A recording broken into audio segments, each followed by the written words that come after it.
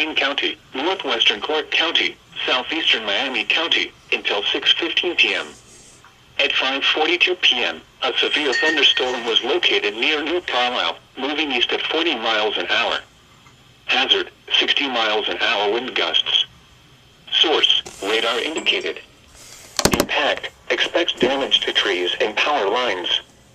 Locations impacted include Springfield, Vandalia, Urbana, Tip City, New Carlisle, Northridge, Brown, Christiansburg, Northampton, Tremont City, Donnellsville, Thackeray, Havenview, Snipeville, Brad, Terre Haute, State Route 41 at State Route 235, Lawrenceville and Dial 10.